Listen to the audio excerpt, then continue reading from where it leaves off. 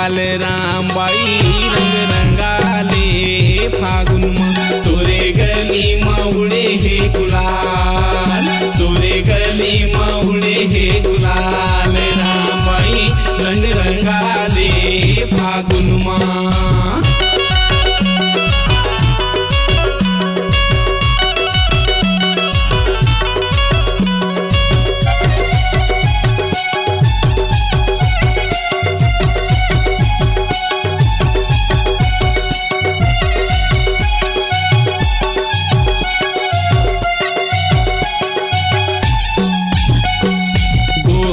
बदन तन उजर काया रंग तय लगावन दे हाय रे मोर गजाला। बाली उमरी मोरी चढ़ती है जवानी, होली के रंग मारा जा हो गया पानी पानी।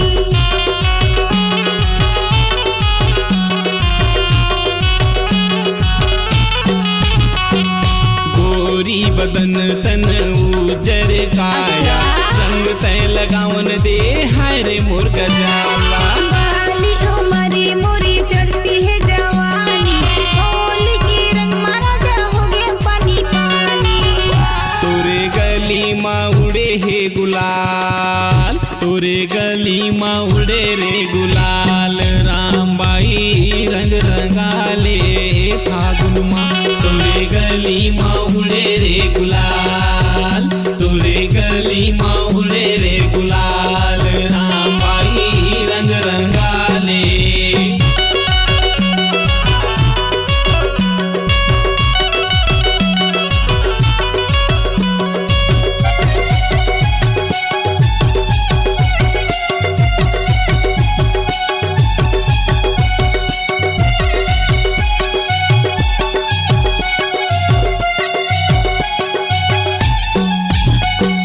लाली गुलाली रंग तोला वो लगाए, छुअत रामबाई मन गद गदाए।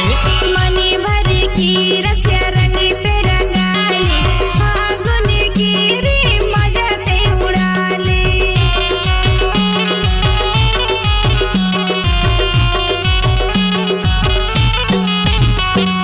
लाली गुलाली रंग तोला वो लगाए, छुअत रामबाई मन गद गदाए।